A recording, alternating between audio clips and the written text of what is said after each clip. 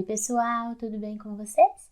Bem-vindos ao meu canal. O meu nome é Rose Marie, mas todo mundo me conhece por Rose. E eu criei esse canal com o objetivo de compartilhar algumas informações e um pouquinho da minha experiência com a educação infantil. Espero que gostem, espero que agregue conhecimento a vocês e que possa ser uma troca, que vocês também possam trocar informações comigo. Bom, falando inicialmente um pouquinho da minha experiência, eu trabalho há quase 10 anos na educação infantil, né? Nesse tempo contando tanto como professora regente quanto estágios. Esses 10 anos eu trabalho praticamente em duas instituições, e uma delas desde o princípio, né? E foi onde eu aprendi também muitas coisas importantes, muitas coisas legais, e onde é um aprendizado diário, que eu tenho só a agradecer a coordenação e direção. Na outra instituição, trabalho há menos tempo, mas também é uma instituição que eu vi que tem agregado muito aos meus conhecimentos também, tem agregado muito à minha formação, à minha carreira, e eu adoro trabalhar nas duas instituições. Por que eu estou dizendo isso? Porque quando nós formamos a pedagogia, nós professores, nós chegamos nesses ambientes escolares realmente utilizando uma linguagem informal crus, né? Nós chegamos lá com uma bagagem de informações muito grandes advindas da faculdade, mas com a prática muito reduzida, né? O curso de pedagogia, apesar de termos a oportunidade dos estágios, nós sabemos que nem sempre conseguimos colocar todos os estágios em prática. E quando colocamos, são curtos períodos de tempo. Então, se você não está há mais tempo em uma instituição com uma bolsa de estágio, você acaba sendo um pouquinho cru na questão da prática em si. E quando eu comecei a trabalhar com a educação infantil, nos meus estágios, né, eu fiz pouco mais de 2 anos de estágio, um ano de auxiliar de coordenação, acho que pouco mais de um ano, para depois assumir uma turma. Quando eu assumi a turma, eu tive todo o apoio da coordenação, da direção, mas mesmo assim eu me senti muito crua. Então eu tinha uma gama de teoria muito grande, como por exemplo, a criança precisa da prática para aprender, mas eu queria entender o porquê dos porquês, mas por que tem que ser assim, o que eu posso trabalhar para ajudar uma criança, para ajudar a outra. E aí eu fui buscar entender todas essas questões. Foi quando eu fiz a primeira especialização em Neurociências Aplicadas à Educação, um curso que eu amei, apaixonei pela área de neuro, e ali eu tive um pouquinho da oportunidade de aprender como funciona o cérebro da gente e da criança. Como a criança aprende, o que facilita para ela o aprendizado, o que dificulta, o que eu preciso fazer para que a memória da criança, aquela experiência para a criança seja guardada na memória de longa duração, não apenas na de curto prazo, na de processamento, para que ela saia da memória de processamento. E são questões muito interessantes que mais para frente eu posso trazer aqui no canal para a gente também. Pouco depois dessa especialização, eu também me especializei em educação física, com ênfase na educação infantil, buscando trabalhar um pouquinho dessa questão da coordenação motora ampla, da coordenação motora fina também, que também é extremamente importante na educação infantil. Esse ano era para eu ter começado uma pós em pedagogia Montessori, né, que as duas escolas que eu trabalho utilizam a filosofia Montessori e que eu sou apaixonada. Depois, se vocês quiserem aprender um pouquinho sobre Montessori, eu vou trazer uma dica de um livro muito bacana que eu li esse ano, por indicação de uma das instituições, muito bom mesmo. E também tem um livro para indicar de neuro, vou trazer pra gente.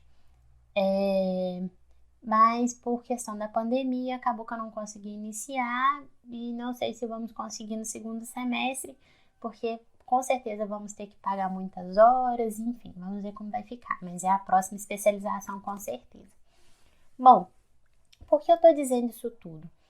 Porque para um professor não basta eu formar pedagogia, não basta eu formar pedagogia e achar que eu vou chegar lá e vou ser uma excelente professora. Não, porque por mais que o curso de pedagogia que você faça seja um curso excelente, como o meu foi, eu amo a instituição em que eu fiz o meu curso, tive professores fantásticos e maravilhosos que eu só tenho a agradecer, mas ainda assim é pouco porque a área da educação é uma área muito extensa, muito grande, com muitos conteúdos e com muita prática. Então, você precisa estar em constante aprendizado. E aí, eu espero que tudo isso que eu falei tenha trazido um pouquinho de segurança para vocês começarem a seguir, acompanhar as atividades do canal. Para esse vídeo não ficar muito longo, eu já vou logo para a dica de hoje que eu trouxe. E este é um canal em que eu quero trazer, sim, algumas dicas para você utilizar em sala de aula, mas eu quero trazer também mais questões teóricas, para que vocês consigam entender o porquê dos porquês, que foi a minha maior dificuldade no início, entender o porquê que eu tinha que trabalhar cada coisa com as crianças. Naquele tempo, daquela forma, se tinha uma forma diferente, se eu poderia pensar numa maneira diferente de ensinar uma criança que não estava conseguindo acompanhar as outras daquela mesma forma, porque nós temos que considerar uma sala heterogênea. Então, nós temos uma sala com um número grande de crianças, mesmo que sejam 4 crianças, 5 crianças, mas cada criança tem a sua forma de aprender. E você precisa conhecer esse caminho e construir esse caminho com a criança para que a aprendizagem seja significativa. Bom, hoje eu trouxe uma dica muito importante para os pais que estão de quarentena em casa com as crianças e para os professores quando voltarem, enfim, que é a dica da rotina. O que é a rotina e por que uma rotina e a partir de quando eu posso trabalhar a rotina? A rotina é uma questão que pode ser trabalhada desde o maternal 1, né? Porque a criança, ela tem muita dificuldade com essa questão atemporal, do antes, do depois, do agora, o que nós vamos fazer agora, o que nós vamos fazer amanhã, o que é amanhã, o que foi ontem. A criança ainda não tem essa noção.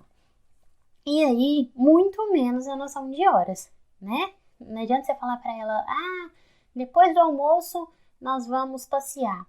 Aí ela tá pensando que ela vai acabar de comer e vai passear. E às vezes a sua intenção do depois do almoço é ela vai almoçar, ela vai escovar os dentes, ela vai descansar um pouquinho, vai tirar uma soneca e depois vai passear. Mas para ela isso não fica claro. Então, qual é a intenção da rotina? É a criança se organizar durante o dia dela. Ela tem uma noção de organização do seu dia. Isso vai reduzir a ansiedade, isso vai trabalhar também a questão da memória, porque a criança ela vai ter esse mecanismo, ela vai ter esse material concreto para ela ir toda hora lá fazer a questão da repetição. O cérebro dela aprende a partir da repetição. Então, todo tempo ela vai poder ir lá olhar na rotina o que ela já fez e o que ainda falta ela fazer. Essa rotina é uma rotina que eu produzi e que é super importante que seja também produzido pela criança. Claro que na escola nós temos várias crianças, então geralmente eu utilizo na rotina da escola fotos. E aí eu coloco as fotos das crianças fazendo aquela atividade, das crianças naquele espaço, porque isso aguça a curiosidade delas e faz com que seja mais significativo. Em casa, você pode também fazer com fotos, mas é super interessante se você desenhar, ajudar a criança a desenhar, colocar ela para colorir. E aí você já coloque a palavra, o que significa aquele desenho, porque aí ela já vai começando a diferenciar letras de desenhos e vai começando a perceber que existe um sistema de escrita. Então, mesmo que a criança tenha 1 ano, 2 anos, mas isso é importante para a criança, porque isso lá na frente vai fazer diferença para ela. Inconscientemente ela está aprendendo. Então, olha aqui, por exemplo, nessa rotina eu coloquei algumas coisas que as crianças costumam fazer em casa. Então, aqui o momento dos brinquedos, de brincar com os brinquedos. Coloquei um momento de assistir TV. Coloquei um momento de fazer atividade da escolinha. Coloquei um momento do lanchinho. Coloquei a hora de acordar. Coloquei a sonequinha. E coloquei o almoço. E aí, não adianta você montar com a criança a rotina de manhã, ela acorda e você monta com ela a rotina do dia todo até a hora dela dormir. Porque vai ser uma rotina muito extensa e ela não vai conseguir compreender. Então, é importante que você divida esse dia. Então, monta a rotina até a hora do almoço, por exemplo. Quando passar esse momento do almoço, você faz de novo o momento de montar a rotina com ela do turno da tarde, né? Do momento da tarde. Então, aqui, como seria essa rotina? Geralmente, eu monto com a criança assim. Olha, qual foi a primeira coisa que nós fizemos no nosso dia, que já aconteceu? Ah, nós acordamos.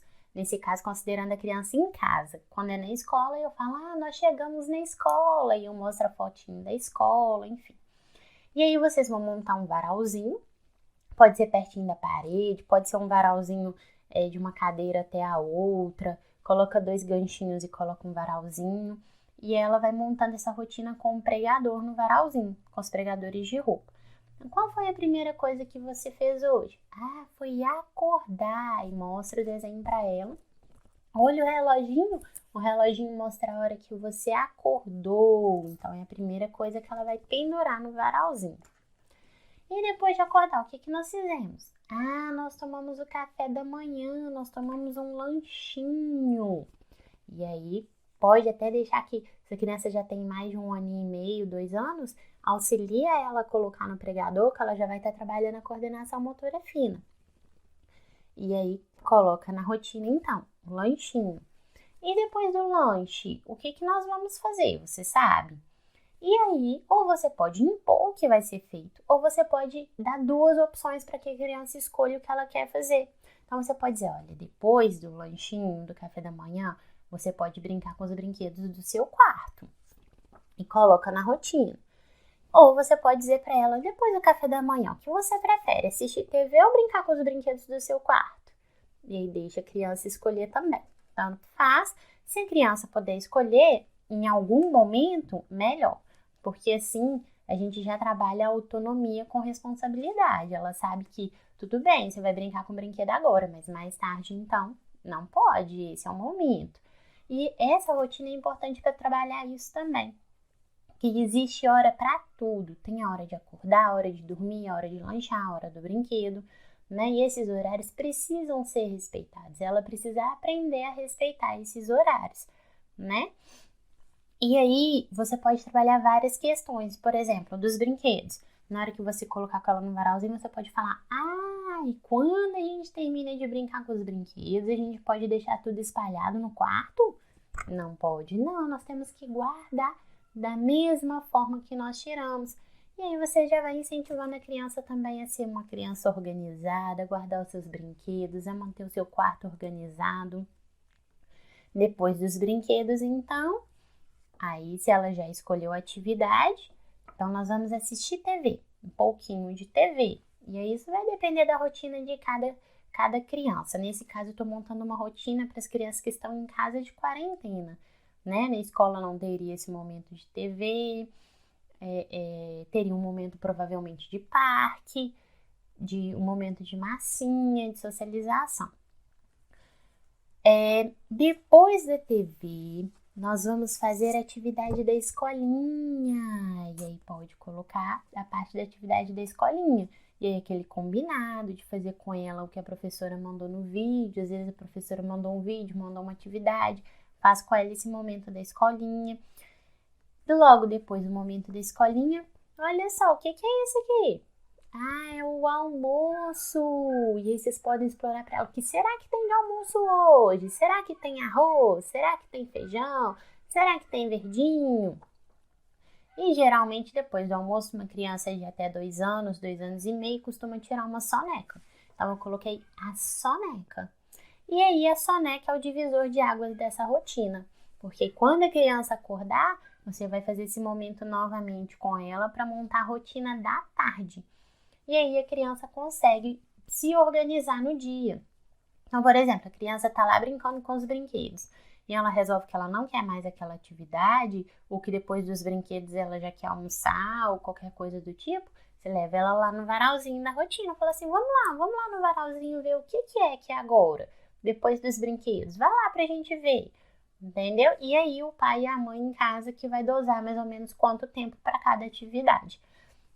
Eu acho essa atividade extremamente rica, porque a gente trabalha com a criança, o saber esperar, trabalha que tem hora para tudo, trabalha a coordenação motora fina na hora de pendurar no varal, trabalha a questão atemporal, as questões emocionais, então de ansiedade, que a criança não vai ficar ansiosa o tempo todo sem saber o que vem depois, né? Às vezes a criança está em casa o tempo todo, uma criança que tem costume de estar na escola, ela quer fazer em casa tudo de uma vez só. Então, ela quer brincar com o brinquedo, ela quer brincar de massinha, ao mesmo tempo ela quer comer, não para de comer.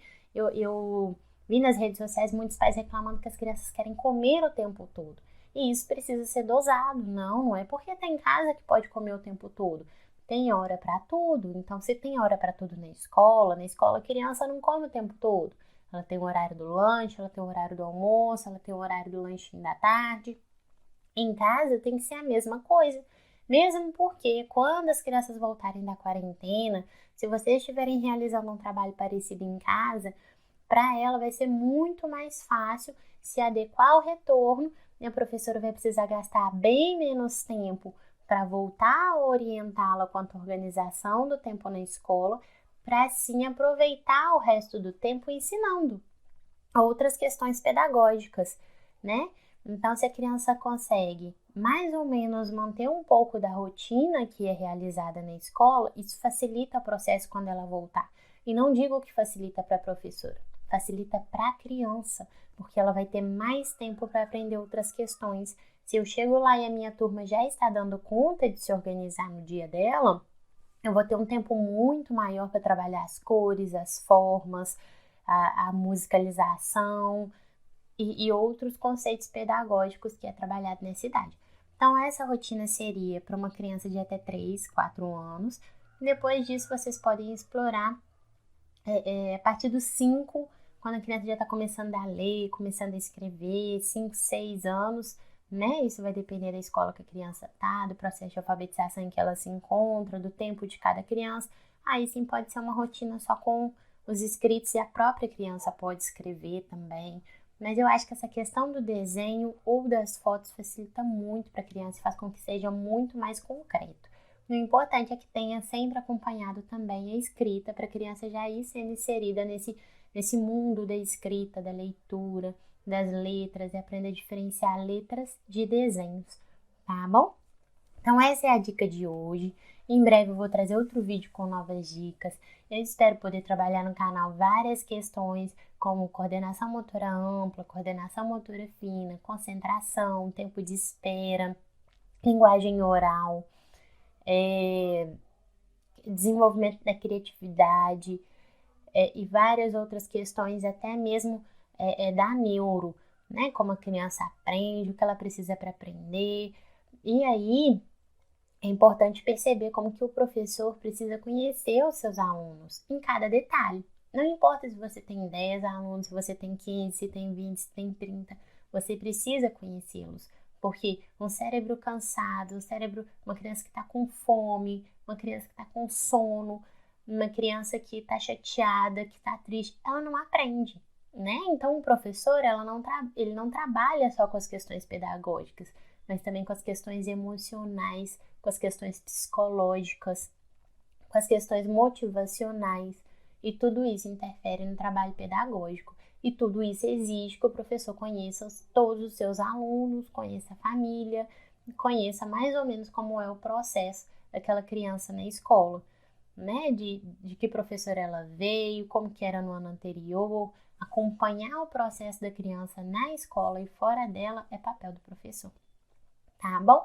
Espero que eu tenha ajudado. Até o próximo vídeo. Um grande beijo. Deixem os comentários. Por favor, curtam, compartilhem e inscrevam-se no canal. Né? Eu quero muito poder compartilhar muitas questões que eu aprendi nesse tempo e quero também receber dicas e novas questões para que eu possa aumentar o meu aprendizado. Tá bom? Um beijo. Tchauzinho.